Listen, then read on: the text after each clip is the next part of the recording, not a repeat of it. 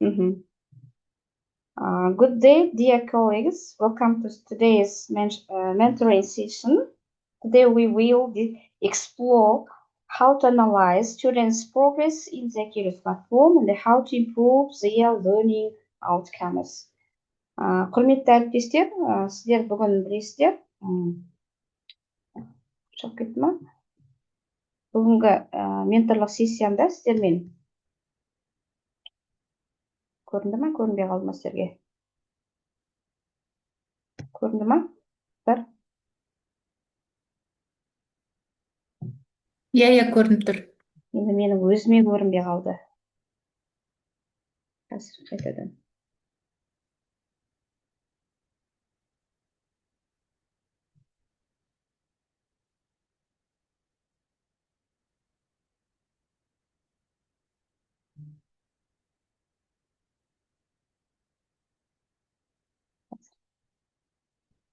Өзіме көрінбей қалды ештеңеде. Көрінді ғой, сіздерге?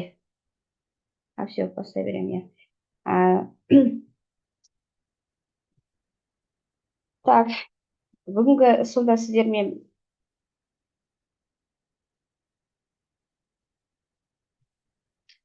Now, good day, dear colleagues. Welcome to today's mentoring session. Today we will explore how to analyze students' progress in the Keras platform and how to improve their learning outcomes. Құрметті әріптестер, бүгінгі сессиямыздың негізгі мақсаты бұл сессиямызды Keras платформасындағы оқушылардың прогрессін қалай талдап, олардың оқу нәтижесіне қалай жақсартуға болады деген осы сұрақтарды бүгінгі сессиямызда қарастырамыз. Енді сіздерге мынандай сұрақ қойғым келіп тұр, иә? How do you often use Keras platform? Answer my question, please. How do you often use Keras platform? Сіздер Keras платформасын қаншалықты жиі қолданасыздар?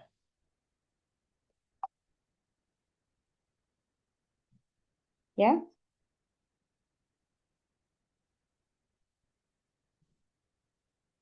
Қаншалықты қолданасыздар? Айына бір рет па, күн сайын қолданасыздар ма?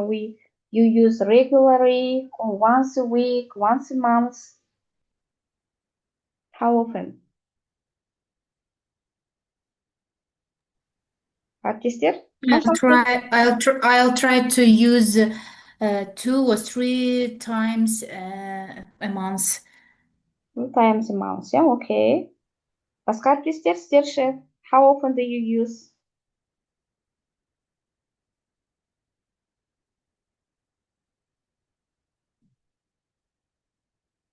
No? Okay. Now next, the main objectives of today's session are to learn how to analyze student progress, identify weak areas, to apply strategies to improve the results, to use data-driven discussion making in teaching. Yeah, бүгінгі мақсатымыз бұл сіздерде оқушылардың прогрессін талдау, негізгі сессияның мақсаты, әлсіз тұстарды анықтау, нәтижені жақсарту стратегияларын қолданамыз, иә, бүгінгі сессиямызда. In the Keras platform, we focus on several key indicators: accuracy, completion rate, time spent, skills, consistency, how regularly students practice, progress over time, improvement trends, error patterns, common mistakes students make.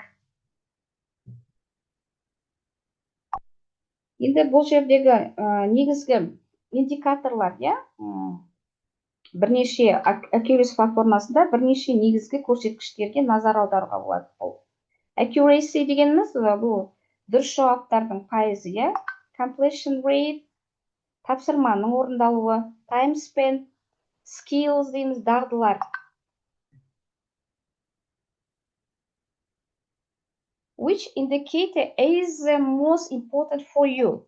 Why do you think?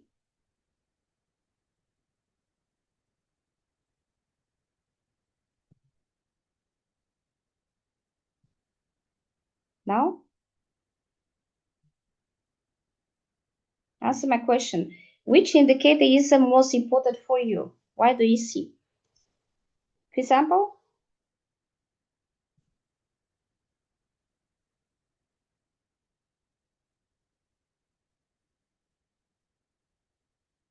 Сіздер үшін қай индикаторды алуға болады мысалы? Жаңағы біздегі кедергілер дедік қой. Қандай кедергілерді алуға болады сіздерде прогресс талдауда?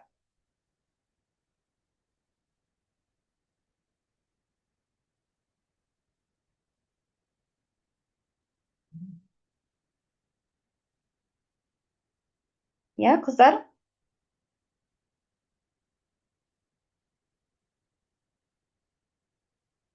Қыздар ой бөлісе отырыңыздар. Қай индикаторды алуға болады сіздер үшін?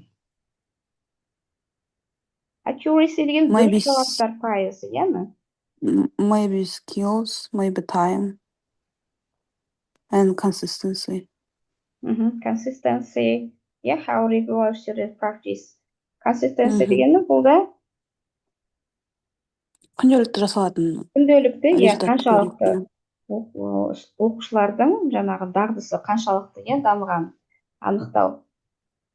Так, Айнұр, сізде қандай индикаторды алар едіңіз өзіңізге?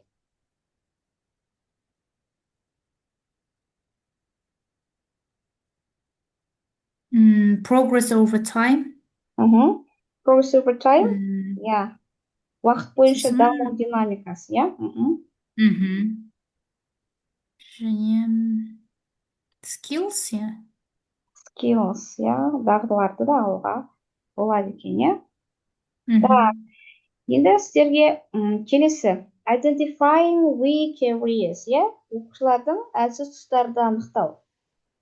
Мысалы, сіздерде білесіздер, иә, бізде ағылшын тілі сабағында көбінесе 4 дағдыны дамытамыз, иә? Which kind of skills you may develop? Writing, reading, speaking, and listening, yeah? Енді мысалы ретінде алайық.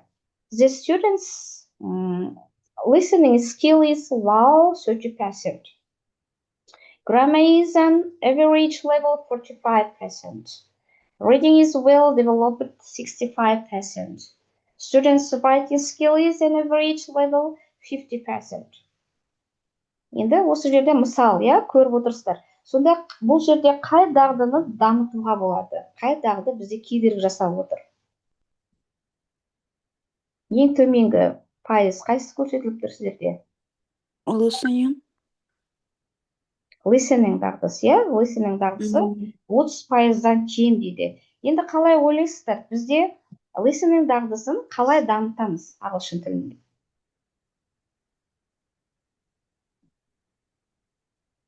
Практика жасау арқылы. Практикалық, иә, жаттығулар арқылы, иә? Тағы қандай дағдылар арқылы?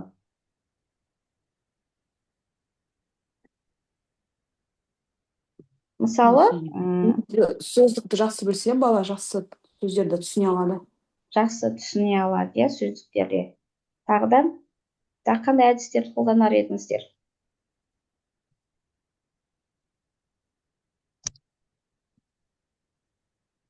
Негізі listening 3 түрі бар еді ғой, for specific, general information. Сол бойынша негізі басында ең бірінші general information негізгі ойды түсіну қажет тыңдаған сайын. Одан кейін specific уже кетеді. Қандай негізгі ақпараттар берілген, оны тыңдайды. Сол бойынша специфика бойынша, иә. Енді мысалы мен сіздерге қазір бір Акелиус платформасын ашайын, иә. Сіздерде мысалы technology деген тақырып бар, иә. Technology тақырыбында мысалы бір әнді алайық, иә. Мысалы қазір қарап отырыңыздар. Сіздер осы бойынша listening дағдысын қалай дамытар едіңіздер? Осы өлең арқылы қарап отырыңыздар. Естіліп тұр, иә, дауысы?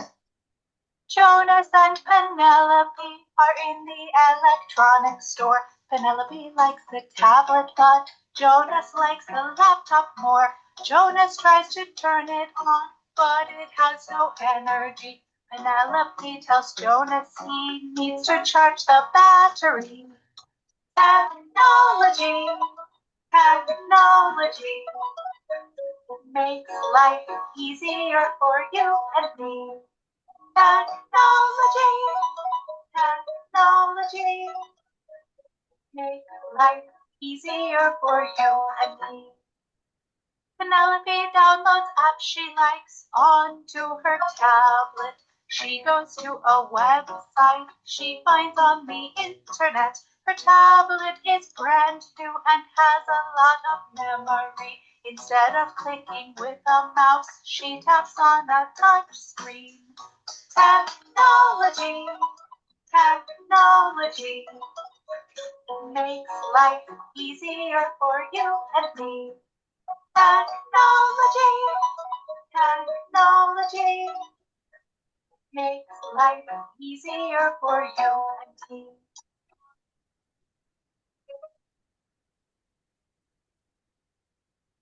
Жақсы. Қыздар, тыңдадыңыздар, иә? Енді бұл жерде біз оқушыларда қандай дағдыны дамыта аламыз осы ән арқылы?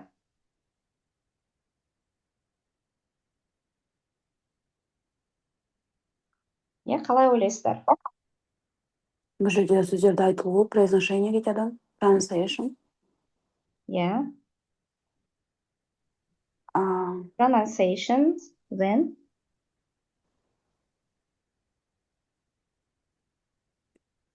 Жаңа сөздер мүмкін. Сөздік қоры.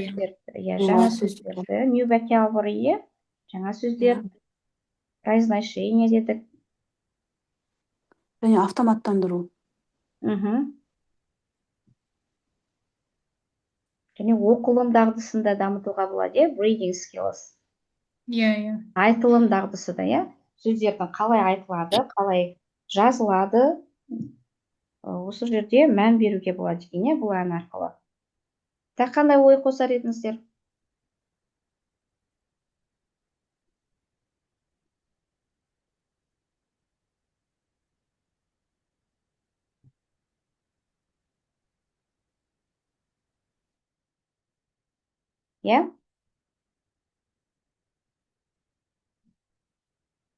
Біз ең алдымен жаңағы платформаны пайдалана отыра, бірінші оқушылардың әлсіз тұстарын анықтауымыз керек, ең алдымен. Оқушыда қандай кедергі бар? Онда тыңдалымда ма, айтылымда ма, оқылымда, әлде жазылым тапсырмасында онда қиындық бар ма? Сол қиындықтарды міндетті түрде өзіңізге не істеп аламыз? Түртіп жазып аламыз, мысалы. Мына оқушыда айтылым дағдысы төмен. Демек, оған мына тапсырма ыңғайлы. Мына оқушыда тыңдалым дағдысы дамымаған. Демек, мына тапсырманы ыңғайлап аламыз деп, жаңағы платформадағы сәйкес тапсырманы не істеп аласыздар? Өздеріңізге ыңғайлап алады екенсіздер. Жаңағы Oculus платформасы бойынша тағы да бізде не көрсетуге болады? Қайда шығып кеттім мен ана жерде?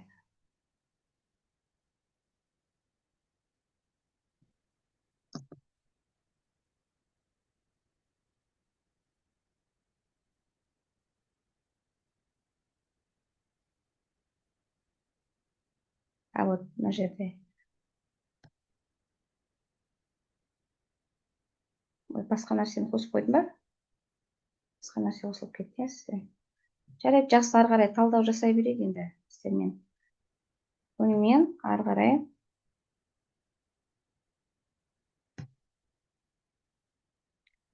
Енді қандай тұстарды біз жақсартамыз? Improving result. Қалай жақсартамыз? Нәтижені арттыру үшін не істей аламыз?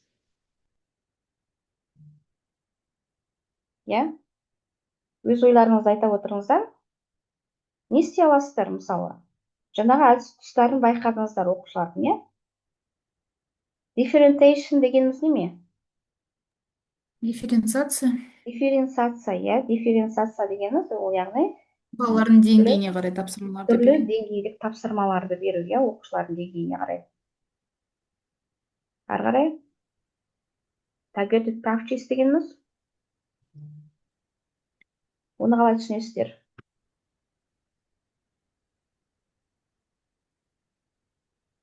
Так.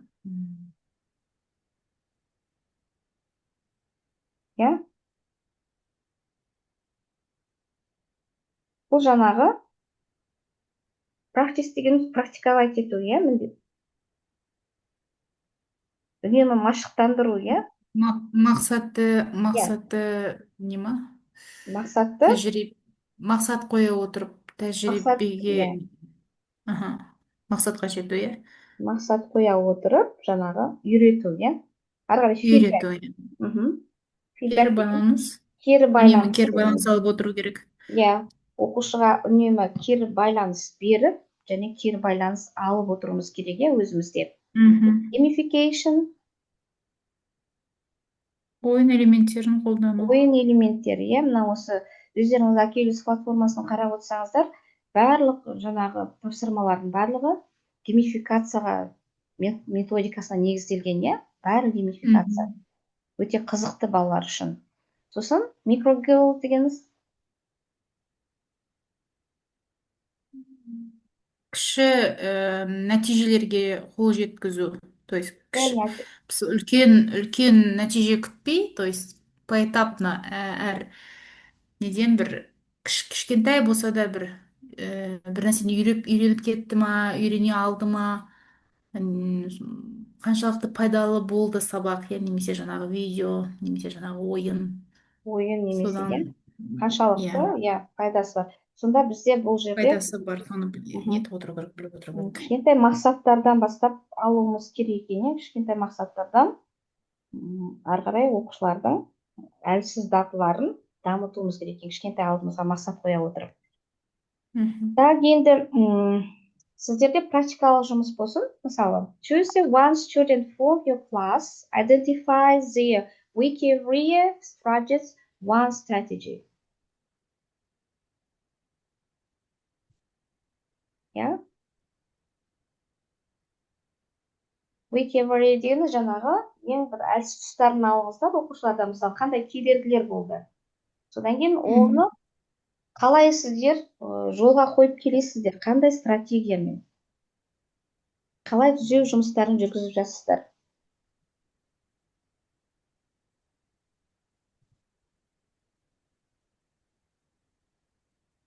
Мысалы, мен айтсам, менде инклюзия бір оқушы бар, 7-ші сыныпта. Ол бала андай шқалақ өте қатты, ойын, фокусын бір жерде ұстай алмайды. Және де осы кезде Oculus бағдарламасын қолданып көрген кезде, бұл жерде балаға ол өте қызықты болды. Және де ол сол ойынды, мысалы жаңағы ойын ретінде сөздерді меңгеруге тырысты. Бірақ та менде бұл жерде бір қателік кетті. Планшет ортақ болғандықтан, мен ол баланың нәтижесін көре алмадым. Мысалға, ол планшетпен бірнеше бала жұмыс істейді, сондықтан ол баланың аккаунты барлығы бір аккаунтта тұрғандықтан, мен бірнеше рет қолданған кезде, негізі сол кезде өзім қателігімді байқадым, мен баланың прогрессін көрмедім өзім. Негізі келесіде жасаған кезде мен ана жерде қанша балл тұрды, соны алдын ала қарап алып, одан кейін бірақ беруім қажет, сол кезде ол бала қанша балл жинағанын көре алатын боламын. Қанша балл жинаған, иә? Жалпы сонда сізде кедергі болып тұрған ол әр оқушының өзінде индивидуально болу керек, я үйінде болу керек деп тұрсыз, иә? Үйден тапсырма орындайтындай. Жаңағы жалпылама мектепте болғандықтан кішкене планшет жағынан қиындықтар деп тұрсыз. Негізі үйде беруге болады, негізі тапсырмаларды, иә, үй тапсырмасына беруге болады. Сіздер мысалы қалай алып жатсыздар, баланың деңгейін қалай анықтайсыздар ең бірінші? Деңгей анықтау бойынша 7-ші сыныпқа енді А0 ала алмаймыз. Ең төмен деңгей дегенде А1-ден бастаймыз ғой. Иә, тесттер арқылы, иә, түрлі тесттер, сауалнамалар арқылы. Иә, тест аламыз. Тест алып, сол ары қарай тапсырманы. Мысалы, А1 тапсырмасын сіз мысалы С деңгейлі оқушыға бермейсіз, сіз ол негізі қалай бересіздер тапсырманы, мысалы таңдап бересіздер ме, жоқ әлде сіздер бір деңгейден беріп, сол деңгейді оқушы ары қарай аттамай тізбектелген қалыпта орындау керек деп ойлайсыздар ма, или аттап арасынан бересіздер ме тапсырманы, қалай орындап жүрсіздер сіздер? Негізі тақырыпқа сәйкестендіріп қажет. бірақ та тақырыпқа сәйкестендірсең кішкене тағы да шашаң болып кетеді. Ал былай негізгі Акелюстың жоспарымен жүретін болсаң, онда тақырыпқа сәйкес келмей қалады. Ол тағы да екі жаққа бала не ана жақты, не ана жақты меңгермей қалуы мүмкін. Сондықтан негізі тақырыпқа сәйкестендіру қажет деп ойлаймын. Бірақ та енді 100% тақырыпқа сәйкес келе бермейді. Тақырыпқа сәйкестендіріп аласыздар, иә, тапсырмаларды тақырыпқа сәйкестендіріп аласыздар. Жақсы, тағы да қандай ойларыңыз бар? Айнұр, сіз не айтасыз? Ол көбінесе тақырыптар сәйкес келмей қалады, бірақ грамматикалық енді жалғыз бір грамматиканы алып жасата беру үлкен қателік. Сондықтан да лексикалық тақырыптарды алған кезде сол ізденіп, қарап, сәйкес келетіне сәйкес келмейді, мұғалім ретінде өзіңді іздену керек болады Акелюсті қолдану барысында. Сосын барып оқушыларға ұсынамыз. Оқушыларға ұсынасыздар, иә. Мысалы, егер де мына жерде ашып қарасаңыздар, негізі түрлі деңгей түрі мына жерде сабақтар тұр. Сол жерде сіздер мысалы мына жерден грамма десеңіздер, грамматика шығады мына жерде. Грамматикадан көрдіңіздер, иә, грамматика. Сол жерде сіздерге мысалы не қажет? Adjective, adverb, тағы не мына жерде? Қандай грамматикалық тақырыптар? Деңгейге байланысты ғой, енді А1, А2, Б1, Б2 соған байланысты. Б1-ге байланысты, мысалы, грамматикалық тапсырманың өзінде осы жерден нақтылап алуларыңызға болады, иә? Кез келген бір грамматикалық тақырып алып көрейік.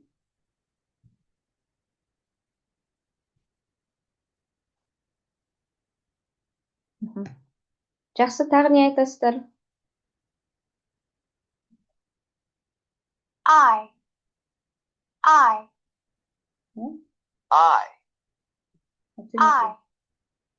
Әріптер бойынша, иә? Жақсы, енді келесі ары қарай этапқа өтейік сіздермен. Так, Анель, сіз не айтасыз? Өзіңізде қандай қиындықтар болды сіздерде? Анель, барсыз ба?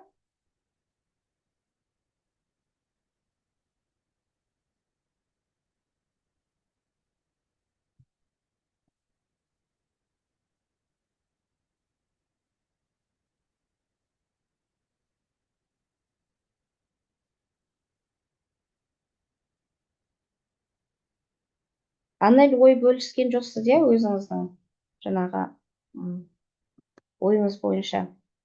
Так, енді Акелюс платформасына тағы бір шолу жасайық, қыздар. Иә, кез келген тапсырма, мысалы, сіздер өздеріңіз тақырып бойынша, мысалы, қай тақырыпты өттіңіздер сізге? Қайсысын сәйкестендіріп алдыңыздар, мысалы? Бізде жылдың басынан бері сіздерге тапсырма берілді, иә? Акелюс бойынша сіздер не істейсіздер? КТП дейміз ғой, кәдімгі. Календарно-тематический план. КТП-ны, КСП-ден қымызы сабақтарды сәйкестендіріп, сол жерде өздеріңізге сәйкес деңгеймен тапсырмаларды оқушыларға орындатып жүрсіздер. Мысалы, қандай тапсырмалар алып көрдіңіздер осының ішінде? Қай сабақта өттіңіздер, мысалы? Айта аласыздар ма, мысалы? Мына деңгейден, мына сабақты мен өз сабағыма пайдаландым. Айнұр, сізде жаңағы интеграция сабақта, сіз нешінші сабақта алдыңыз, мысалы, ағылшын тілі деңгейінің?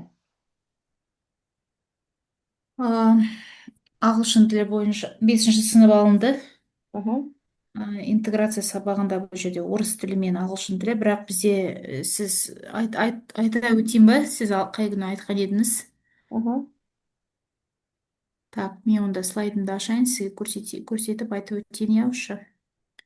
Осы жерде, иә, сізге не берейін, доступ берейін мына жерде. Өзіңіздің сабағыңыз туралы.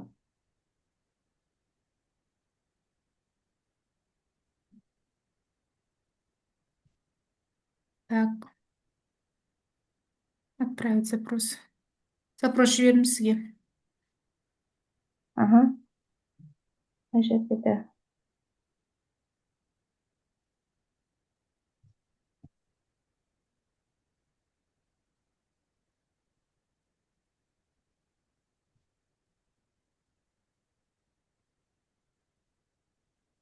Ашылды ма көрінді сізге? ғой мен сіздерге. Жоқ, көрінбей қалды, Айнұр. Көрініп жатқан жоқ. Көрінбеді ма? Так, көрінбеді ма? Маған көрініп тұрған жоқ. Так, Мүмкін қалған сіз әріптестерге. менің WhatsApp-ыма жібересіз, мен Так, жіберейін ай, қазір. тұра тұрыңыз. Аха. Ашылды ма? Маған көрініп тұрған жоқ. Бақыт, сізге көрініп тұр ма?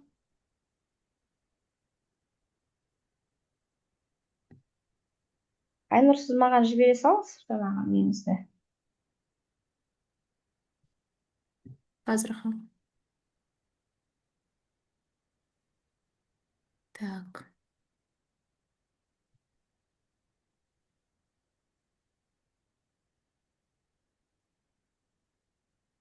Так, жібердім сізге.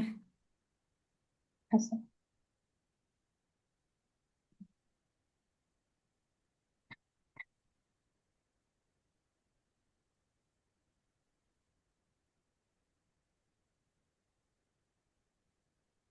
Ашылғанша ой бөлісе отырыңыздар, иә?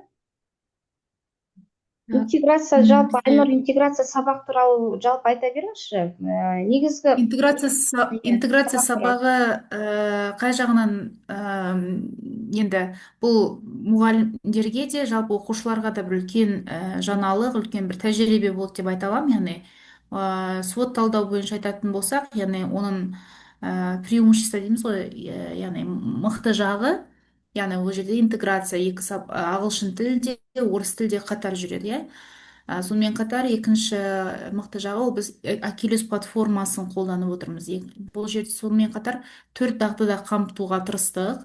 Ол жерде топтық жұмыс, ойын элементтері пайдаланылды және де әртүрлі бағалау жүргізілді. Яғни әр тапсырма, әр жаңағы ағылшын тілінен болсын, орыс тілінен болсын біз балалардан кері байланыс алып отырдық. Ал енді әлсіз тұстарын алатын болсақ, яғни тақырыптардың байланысы әлсіз болды, не себепті деп сұрайтын болсаңыздар, мысалы мендегі бұл жерде бізге айтылған нәрсе, біз жаңағы күнтізбелік тақырып жоспары бойынша бізде қандай тақырып, сол тақырыпты ала беріңіздер деді, иә.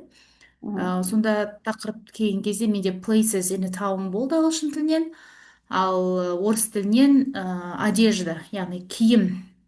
Сонда бізде мынадай үлкен сұрақ туындады. Біз қалай жаңағы places орындар мен киімдерді қалай байланыстырамыз деген үлкен бір сұрақ туындады бізде.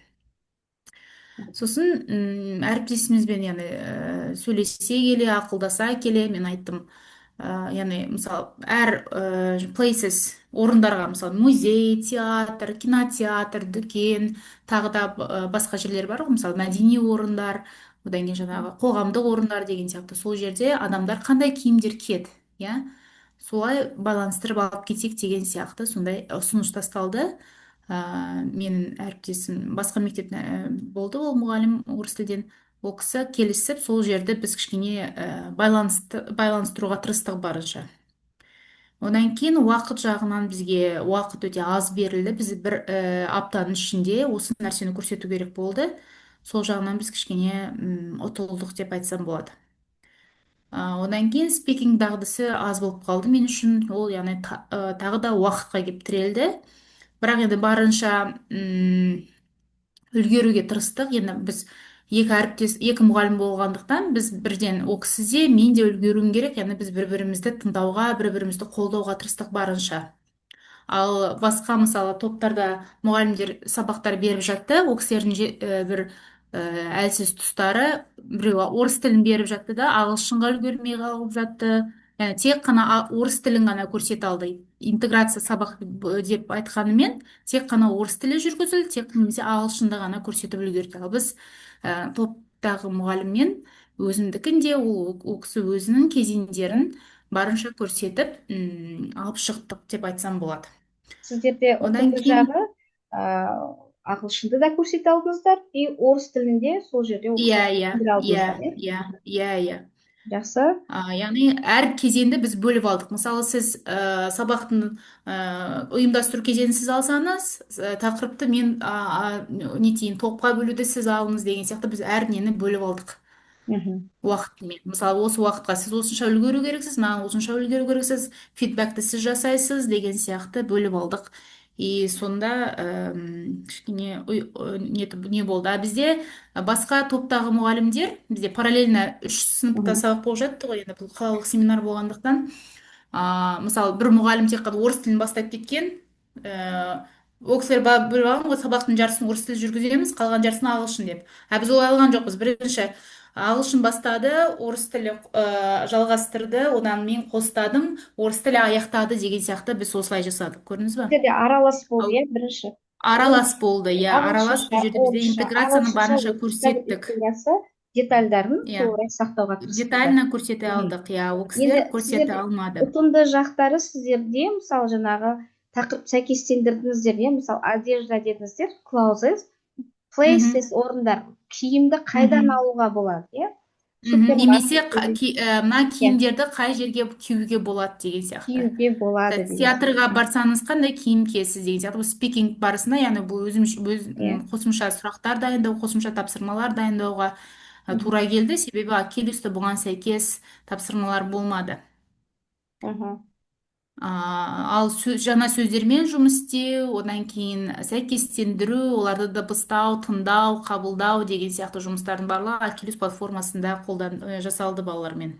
Ал енді тағы да енді ең жаңағы несі, әлсіз тұсы, трудс дейміз, иә, трудс, ол техникалық ақаулар. Яғни сабақ барысында планшеттер жұмыс істемей қалуы мүмкін, тапсырмалар көрінбей қалуы мүмкін. Я бұл жерде сондай жағдай болды, бірақ біз қасқан жоқпыз. Қолымыздағы телефонымыздан Акелюсты ашып, балалар жұмыс істемей қалмасын, сырттай отырып қалмасын деп, бірінші телефонды да дайындап қойдық. Енді кейде бұл жерде техникаға сенім жоқ қой, бірде былай, соны да ескердік. Сондықтан да бізде былай айтқан кезде барынша алып шығуға тырыстық. Одан кейін оқушылардың тіл деңгейлерінің әртүрлілігі. Біреуі тез қабылдайды, біреуі жаңағыдай баяу қабылдайды деген сияқты. Бірақ барынша біз қасына барып, сол әлсіз балалармен қасында сүйемелдеуге тырыстық.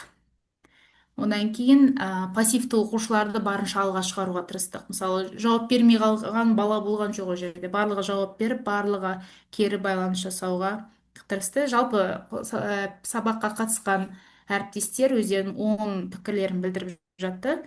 Енді маған да үлкен тәжірибе болды, жанымдағы әріптесіме де, біз бір-бірімізге жалпы келесіде де тағы да осындай интеграциялық сабақты жасайық деген сияқты осындай не жасадық, бір-бірімізге ұсыныс, бірге жұмыс жасауға болады екен деген сияқты. Сондай жақсы бір не болды, байланыс болды. Байланыс болды, иә, сіздерде. Сонда ең алдымен сіздер сабақты екеуіңіз де нақты тақырыпты, иә, бірге талдадық қой жалпылама енді. Иә. Қай тақырып, қайсысы сәйкес келеді? Тақырып таңдадыңыз да? Тақырып таңдаған кезде неге күнтізбелік тақырыпты жоспар бойынша қай тақырып тұрды? Күн мысалы бізге 19 ақпан болады деді. Сол 19 ақпан бойынша не бойынша, жаңағы КТП бойынша қандай